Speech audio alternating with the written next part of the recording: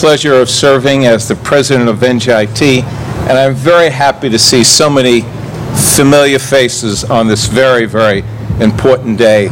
You are sitting in front of our Life Sciences and Engineering building. It's a $21 million investment on behalf of the state and the university. Before I go any further, I'd like to make some very important introductions. Governor Christie, who you'll be hearing from shortly. Thank you. Thank you. Some of our trustees, please. Vince DiCaprio, Vice Chair of the NJIT Board of Trustees, will be making some comments later. Gary Doms is here, another trustee. Larry Ray, a trustee. And Liz Garcia, a trustee. Thank you, our trustees. As I mentioned to the governor, the state money is critically important. But without the match from the trustees, we wouldn't be here. So thank you, trustees. I saw Steve Alludo, who we're going to make some further comments about. Steve, I saw you somewhere. Thank you for joining us today. We are New Jersey's public technological university, a STEM university, one of 32 polytechs in the nation. And you know what I know. Polytechs must embrace engineering, obviously, and the life sciences. It's through the innovation, the interdisciplinary work, that will improve the quality of life for so many, and it'll happen right here in this building. When you think about biology, biomedical engineering, you think about implants, instrumentation, testing equipment, new materials. You'll be hearing a little about that from our professor shortly, Trina Rinza, that are so important to the repair of the human body. You'll also be hearing from our outstanding graduate student, Matthew Curios, and you'll be hearing about all of the important work that is going on in this 21st century facility, the abundance of opportunities for collaboration and learning among our faculty, our students, our peers across the street at Rutgers Newark, and up the hill at the Governor Christie's created Rutgers Biomedical and Health Sciences University. These are abundance of opportunities, again, to improve the quality of life. We have new labs, new workspaces, presentations for lectures and receptions. We have an atrium that many of us grew up in urban settings, including Vince DiCaprio, our trustee. And as we were looking at the stairs in there, it reminds many of us of something called the stoop. So that'll be printed on the back wall behind those stairs as you go up, going forward. So there are many, many amenities for the improvement, the ongoing improvement of teaching and learning here at NJIT. This wouldn't have been possible without all of the partners, some of who I'm going to identify. Obviously, Governor Christie, Secretary Hendricks, our state legislature. We'll soon be hearing from Senator Paul Solo, and I understand Assemblywoman Chasey. This entire project team, though, was led by Andrew Christ. Andrew, please. Andrew happens to be an alum of NJIT, civil engineering PE, and his team. The conception of the building and the work that's going on, will go on in this building, is that of our Executive Vice President Provost Fadi Deek. Fadi, please. Also an alum of NJIT. NK Architects, thank you, Steve Alludo. Langen Engineering, I'm not sure I've seen our alum here from Langen, Dave Gockel. Cambridge Construction Management, I saw Joe Strasser here. Hunter Roberts, thank you. So a whole team effort, many of them alums of this great university. So let me talk a little bit about our Governor Christie. Without his initiative to continue to improve higher education, particularly the facilities that we need for the research, for the teaching, to continue to grow the enrollment here in the state of New Jersey in higher education. We have a powerhouse here in our state of universities, both public and private. So the Building Our Future Bond Act, your leadership was critically important. But I can't leave out the recent Thank you, Governor. $10 million additional funding we got for Makerspace, and we'll be cutting the ribbon on that shortly. So, Governor, I thank you for joining us here today. I look forward to your comments.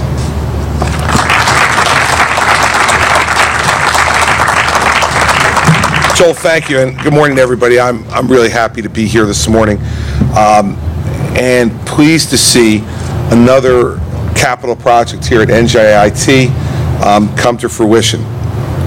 2 years ago, the groundbreaking was held for this Life Sciences and Engineering Center, $21 million project that was paid for with $14 million in New Jersey higher education capital facility grants, including the Building Our Future Bond Act, which Joel mentioned in his remarks.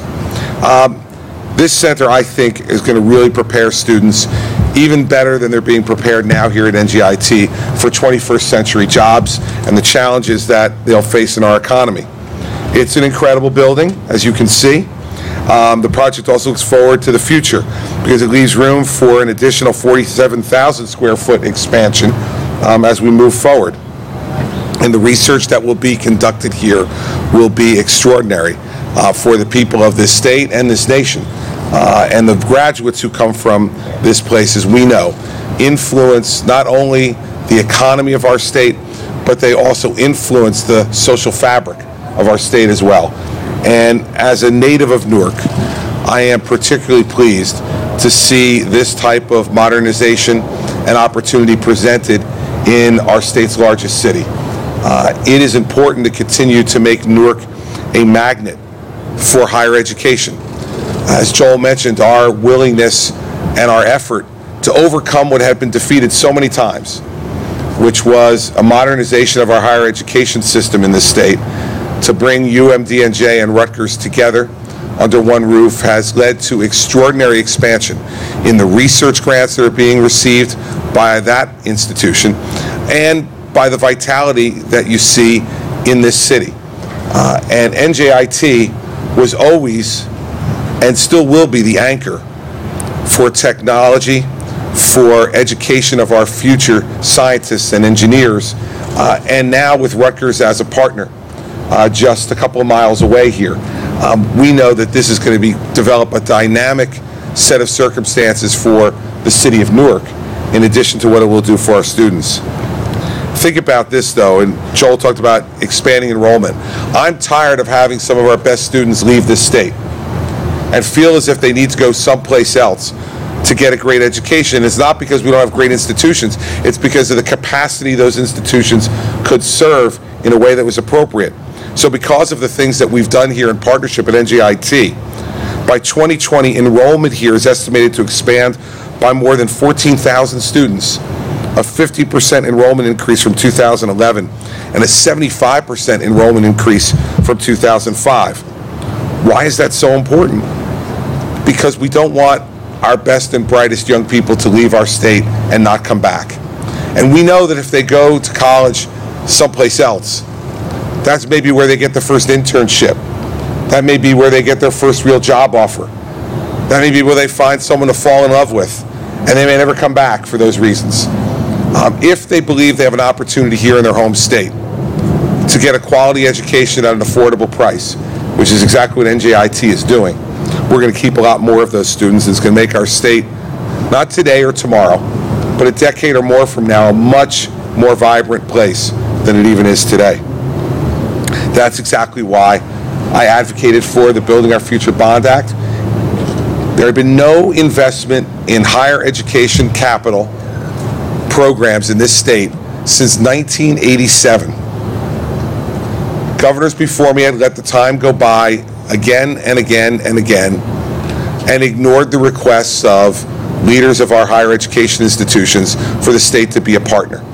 It seemed to me that that was long overdue and that 25 years was much too long a time. And so the $1.3 billion that the state invested through the Building Our Future Bond Act, which was, as Joel pointed out, just part of it, because we required a match from the institutions as well to make sure they had skin in the game, is now, nearly 4 years later, leading to buildings like this going up and being opened all across the state. north, central, and south. And it is a great thing for our students and a great thing for our state's economy to have that done. NJIT is led the way in that regard, as you know. I was here in May of 16 to see the renovation of the Central King building, which is a hub for STEM education and research. We provided $86 million towards that project in the first round of the grant program, as well as another $49 million for an education infrastructure project to create cloud computing and support STEM disciplines. In the second round of grants last year, we awarded NJIT an additional $20 million in GO bonds and capital improvement fund bonds for the integrated makerspace on NJIT's campus. And as Joel just noted, I approved an additional $10 million in this year's budget to go towards that extraordinarily important program. I remember seeing Joel for the first time after I signed the budget, and he looked legitimately surprised that I was giving him another $10 million. But the fact of the matter is, I did it because NJIT has earned it. I don't want to invest in every institution. I want to invest in the successful ones, the ones with a vision. And because of Joel's leadership and the leadership of the trustees and the extraordinary faculty here, NJIT is a place that is worth investing in for the taxpayers of New Jersey and for all those who care about a great education for our students.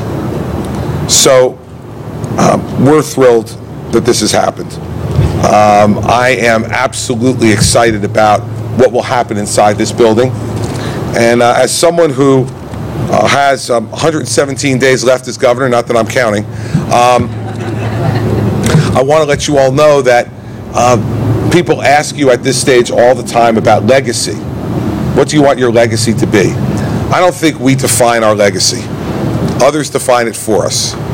All we can do is every day try to do the very best we can, have a forward-looking vision for our state that goes beyond the 8 years that I've gotten the opportunity to serve, and hope that with the partnership of other good leaders across the state, that the things you've invested in today will yield great results tomorrow. We won't know for years whether this was the right decision or the wrong one, but I am confident that because of the leadership here at NJIT, that it will be judged to be the right decision. And because of the great young people that you will help to train and educate in these buildings, that New Jersey will be a much better place in the years to come because of the investment that we've made here. So to the entire NJIT community, I'm here this morning because I'm proud of you. Because what you're doing is every day creating a better educated New Jersey, which will make us a more prosperous and a happier state.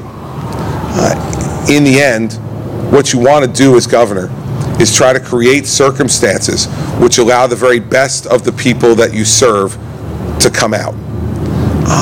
When we create great modern institutions of learning, we create an opportunity for the greatness that God has placed within each and every one of our citizens to have the chance to come out. That's what I'm confident this building will do. I'm hopeful that it will do it for as many students as we can possibly accommodate. And I look forward to seeing these investments pay fruit in the future. So to my partner, Joel, I appreciate, lastly, his leadership. There are lots of people when you're governor who ask you for lots of things. But the difference with Joel has been that he never just asks for something, he offers something in return. He helps you as a leader to understand that if you partner and invest with him, what he believes he can help with his team to produce for the state in return. And I can tell you that over the years I've been governor, he has never disappointed me. So to Joel and to his team here at NJIT, including the trustees, the administration, and the faculty, thank you for being a point of pride for the state of New Jersey. And thank you for those of you who are here today for continuing to support this great institution. It is not only a point of pride for the state of New Jersey, but it is, as you know, an engine for the continued revitalization of the city of Newark, both the things of which are very, very important to me. So Joel, thank you for having me today, and thank you all for listening. I appreciate it very much.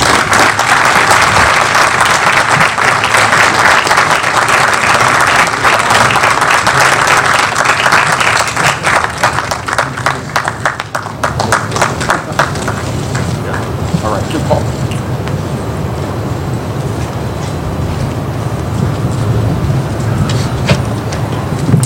So the governor has a full day, as he generally does, so he's going to be leaving to attend a meeting in New York City.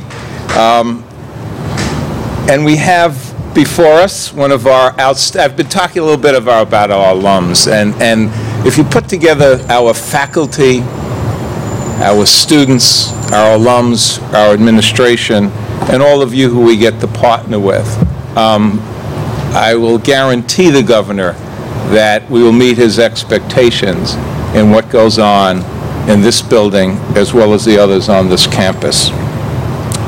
So an opportunity always to introduce this gentleman, Senator Paul Salo. We have one New Jersey legislator, only one,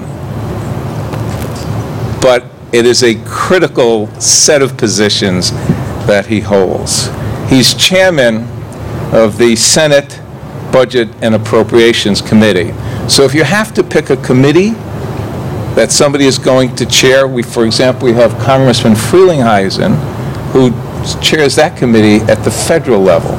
So we particularly like people who sit on budget committees, and even better if they chair them. Paul is also a member of the Judiciary Committee, the Higher Education Committee in the Senate, the Joint Budget Oversight Committee, and the Senate Oversight Committee. Paul has been a friend of this university, a double alumnus of NJIT, a baseball player who set some records while he was here, and somebody who always answers the phone when we call him. Senator Paul Salo, please, Paul.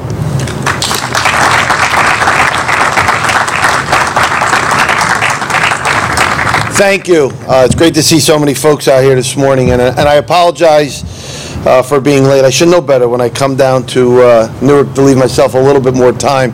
But it's amazing every time you drive down this area of the revival, the renaissance, the work that's going on, the roads that are closed, creating a little bit more traffic. It's just great to see so much construction and so much revival happening in this area. It's really a credit to all of you, to Dr. Bloom and the faculty and the leadership and the Board of Trustees and the students of this great institution. So let me just back up for a moment. Dr. Bloom is correct. So I was sharing this with Dr. Bloom the other day. I was at a meeting with some political leaders up in North Jersey, some Democratic political leaders, and we're just having a talk about North Jersey and ensuring that we have a seat at the table in the next administration, whoever that may be. And for full disclosure, I'm supporting Mr. Murphy, of course. But we're having discussion and for the last 10 years, it's amazing, Senator Sarl, every budget, you're just such an outspoken advocate for NJIT. And the amount of resources that we've been sending there towards NJIT and that region. And they didn't recognize, some of them didn't realize that this is where it all got started for me. I would not be in the state Senate if it wasn't for NJIT. I would not be the CEO of a very large construction company that does over $100 million of work if it wasn't for NJIT. My brother's a graduate of NJIT. My sister is a graduate of NJIT. And my son right now is a senior in high school and who's going to be going for civil engineering, and perhaps, we're not sure yet. I don't want to, of course I'm steering him. Maybe someday he would be able to come to this great building here and perhaps come to NJIT. NJIT is very important to me. But in reality, I stepped away for a few years as I got my career started, got elected to office, raised a family. But you can always count on me coming back here. What's happening here with this building and so many other buildings in this region is just amazing. We are charting ourselves on a course to be we are one of the premier, but to be the top in the country, in the world, in engineering. And Dr. Bloom, I run into more folks now out there in the business sector, and we'll have a conversation. Where's your degree from? Where'd you get started? NJIT. Bergen County has a lot of NJIT alum, a lot. And they're doing so many wonderful things, not just in the professional or business world, but in the community as well. And we are also proud of all of those who've graduated from NJIT, and of course we're proud of all of our students. So NJIT, I'm not going anywhere. I'm going to continue to tell my friends in the political world what a great place, and continue to bring people here, tell the political leaders, as long as I have the opportunity to serve on that budget committee as the chairman, we're going to work really hard to ensure that NJIT gets its fair share of dollars. This is what they do with it, okay? This is what they do with it. They make students happy, they put smiles on their face, they educate our students, and they prepare them for the real world. So God bless all of you who have made this a reality, and you can continue to count on Senator Sarlo as a friend of this great, wonderful university. God bless you all.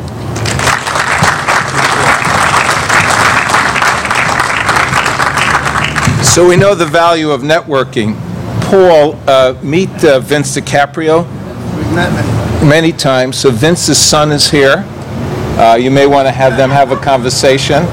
Vince's son is here in the Honors College. I did take a peek at the application. Your son can be in the Honors College. Actually, the Dean of the Honors College is here. So Louis, introduce yourself to Paul a little later. He sent me the list. You don't mind if I disclose this? You can share that. It's a little text over. Oh, no, I'm not going to disclose the schools. No. So Paul sent me the list of schools that Senator Sarlo sent me a list of the schools his son is interested in. The week long, by the way. Some of them are real, and the students come out with real skills, very well prepared, as many of you are here in the audience.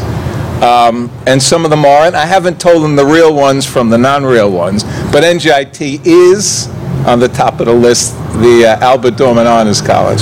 So we'll be talking to Paul and his son further about this. Thank you, Paul, for all that you do. Let me also make sure we have two boards here. We have multiple boards here, but we particularly have, along with our trustees, a board of overseers, and that is chaired by John Seesholz. Thank you, John. Vice Chair Marge Perry. Thank you, Marge.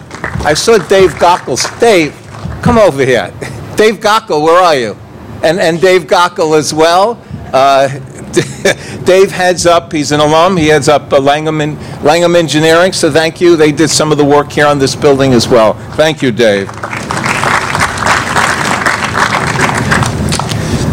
Professor Trina Livingston Arinza, PhD. She's a PhD in biomedical engineering at NJIT. Over the decades that both Trina and I have been here, she's frequently recognized as a leader in her profession, as somebody to watch. We talked a couple minutes ago about bio-inspired materials that apply to the life sciences. Trina is leveraging these materials in a combination with non-embryonic stem cell populations to promote regeneration of tissue, such as bone cartilage and nerve. Dr. Arinza has already made 2 adult stem cell breakthroughs several years ago, and it's been recognized in the Journal of Biomedical Research. It documented her first of these discoveries. It was a paper focused on biomaterials known as scaffolds.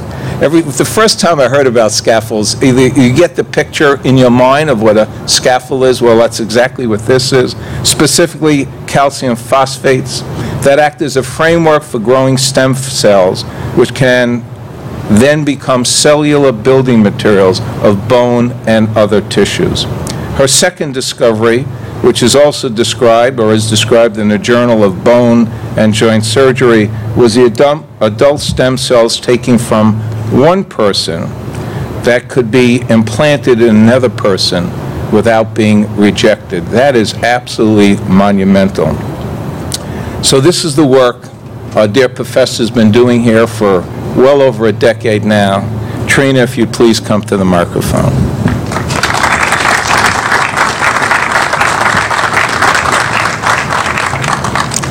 Thank you, Drs. Bloom and Deek and the Board of Trustees for inviting me today to speak on behalf of the faculty, and also being one of the original contributors to the proposal to get funding for this building, so it's my pleasure to speak today. So this is really an exciting time in the biomedical field. Significant advances are being made in all areas of biomedical research and translation into clinical use. Significant advances such as genetic modification or genome editing, the tool called CRISPR, may result in new treatments for genetic-based diseases or cancer. New cell therapy approaches, such as CAR-T, that are being used and has become a reality now for children with leukemia who would ordinarily have a very limited life expectancy. Nanotechnology, specifically nanoparticles, and this is what many of the faculty here at NJIT work on, used for imaging, diagnostic, drug delivery systems, hold significant promise. And in my field of regenerative medicine, the use of materials or delivery systems, as well as, again, other faculty here at NJIT are using to deliver stem cells to repair many, many tissues. And again, this is being developed and are now in clinical trials or in clinical use. So many, if not all of these approaches really require a multidisciplinary team of investigators, and advances in the future will continue to require this high level of understanding and coming together of many and sometimes very disparate fields.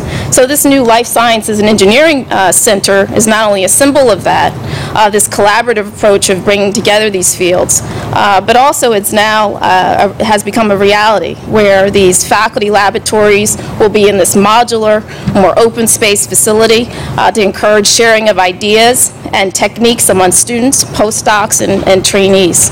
So, and it will house state-of-the-art equipment in cellular imaging and materials characterization to allow for high-quality research. So our job as faculty, especially in the biomedical field, is to train the next generation of students to become scientists and engineers who will be faced with very complex biomedical problems and will require a breadth of knowledge and really outside of the classroom.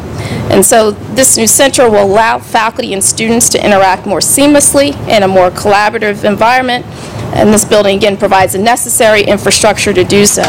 So in closing, I look forward to the exciting opportunities ahead for NJIT. Thank you.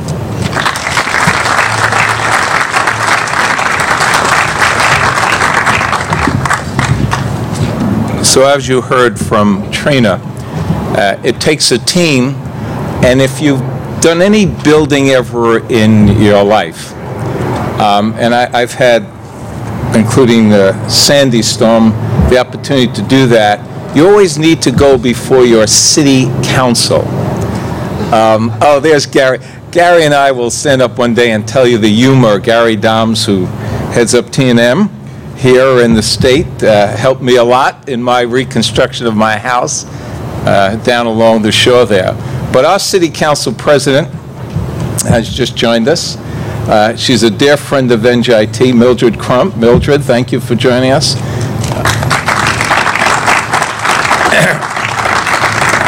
Andrew, is this a good opportunity to tell the council president about some changes we need to make? It's some upcoming plans. Not yet. We didn't do them yet, Mildred, but we'll be back before you. So thank you for joining us here today. Of course, Mildred. Mildred wanted to know, is that why we invited her today? Yes. Besides being a friend of the university. So let me also tell you, we know we're doing some rather extraordinary things here. You just heard about some of them from Professor Rinza. But great universities and the kind of research that we're talking about doing in this building and across this campus cannot happen without very, very accomplished PhD students. If you've come up through the faculty ranks, you know that one of the things you do is you create the next generation. You pay it forward. And we're going to hear from one of those students here, a PhD student. He will tell you about some of his work. Every time I go into the TBI lab, the Traumatic Brain Injury Lab of Professor Namas and Fista, Matthew is always there. Matthew toured our Senator Booker not long ago, and Senator Booker thought he was a faculty member. He seemed to know so much I said, no, he's only a PhD student. So Matthew Kyriakos, if you please come forward. Thank you.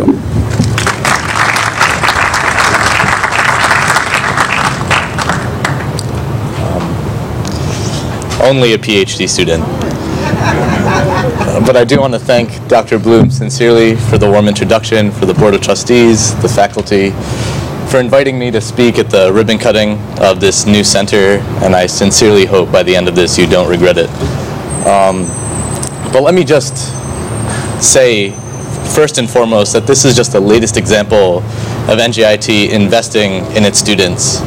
I actually started here in 2010 for my bachelor's, and at the time, if you showed me a picture then and now, the university is totally unrecognizable. With the newly erected athletic facility, the new honors college, the new renovation and remodernization of the Central King building, it's very clear that NJIT is putting its students first and giving every opportunity and every resource for our success. And for that, we're certainly grateful. And all of that is compounded by the fact that NJIT prides itself on being a premier research institution. Dr. Bloom mentioned some of the new centers that are coming up at NJIT, the Center for Injury Biomechanics, Materials, and Medicine, of which I am a part, and now this new Center for Life Science and Engineering is really a testament to just how serious NJIT is about being a place where we attract high-level students to really tackle some of the premier problems in the 21st century. And the fact that we have a life sciences and engineering building tells you just how important the marriage of those two disciplines are. When I started in 2010, our biomedical engineering department was pretty small, but we were brimming with potential, brimming with promise. And every year since, we've grown in number, we've grown in capacity, the amount of dynamic faculty with diverse research interests that have come, that have really cultivated and fostered a love for research and a love for creative problem solving within the university. And I think this building is just a testament to the fruits of some of that labor. And make no mistake, the problems of the 21st century absolutely demand biomedical engineering solutions. And the problems that we're attempting to tackle now, whether it's traumatic brain injury and concussions, or examples of neurorehabilitation, or stem cell differentiation for tissue regeneration and growth, these are all problems that the world wants to know, and these are problems at the forefront of the scientific community. And these demand complex answers. And complex answers can only come from scientifically trained researchers who are willing to tackle the hard questions. And I applaud the university for wanting to put NJIT's hat in the game and wanting to stamp ourselves as a university, as an institution, for dynamic students to come and really have the first shot at solving some of these problems. But ultimately, I imagine the reason I'm here is to give you a bit of a student's perspective. And I don't know if all of you had a chance to tour the new building, but for me, and I know I speak for other graduate students, when I walk up those stairs and I walk down the hallways and I see the open laboratory space, I get excited by the potential of collaborative efforts, about the bench tops where you're sitting next to graduate students. Because for all the hundreds of hours I spent in my lab, my greatest scientific breakthroughs, my greatest revelations have come from organic conversations with other PhD students. Other students who have scientific acumen, sure, but owned in a discipline outside of TBI. And this space, this collaborative space, this open, free space really promises more of that. The sharing of resources, the sharing of information, that is absolutely how you drive research forward. And especially in a place where faculty is available, that's a true benefit to all the students who are working there. Because if we're serious about really solving problems, we need multidisciplinary collaborations. And the best way to do that, especially for a bunch of academics, is putting a couple benches and tearing down some barriers. And so I'm really excited, and I'm sure all the students who will be using these facilities in the near future will certainly reap the benefits of that. And let me close by saying this building is absolutely within the plans of NJIT continuing its trajectory to be a top academic and research institution. The best way to attract high-level students is by bringing high-level faculty. And the best way to bring high-level faculty and empower high-level faculty is to equip them with resources, with structures, with facilities and equipment for them to better do their research. And then together, we have the opportunity now to stand at the precipice of science, to stand at the questions that the world needs answers to. And if those answers come from NGIT, then shucks, we're all the better for it. So once again, thank you for the opportunity for me to speak, and it's very exciting to be here for the start of a brand new chapter in NGIT's growing story. Thank you, guys.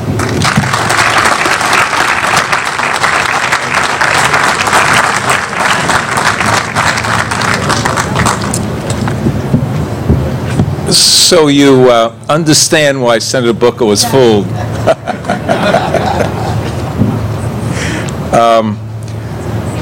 But again, it talks about the partnership of our faculty and our students and the administration here, and how our associate provost, vice provost, I'm sorry, for research is telling us, well, last year we did 130 million in research, and this year, is it 150 we'll do? Atam Dewan? At least the provost has told me that. I'm only telling you what the provost told me you said you were going to do. Oh, at least. Did you say at least? Nearly? Did I? No. We know you meant we were going to get there. And this is another record year for this university. If I remember correctly, the enrollment, which we'll be reporting to the trustees a little later today, exceeded the goal of 11,500 students. Matthew talked about the faculty. In 6 years now, our faculty and our provost and our chairs and deans have recruited 120 outstanding faculty. And when you look at the vites and the institutions they're coming from, you know they'll live up to your expectations, Matthew.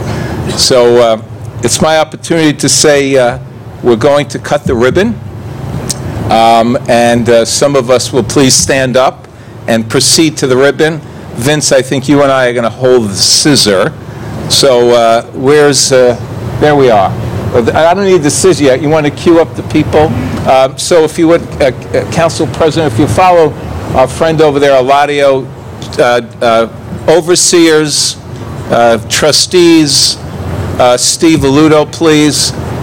Did Mr. Gockel come downstairs yet? Oh, there, geez. I got to get downstairs. Trina, if you wouldn't mind. Matthew, please. Obviously, Senator Salo. There'll be three of us holding the scissor. Vince, you and me, please. Fadi Deek, Andrew, please.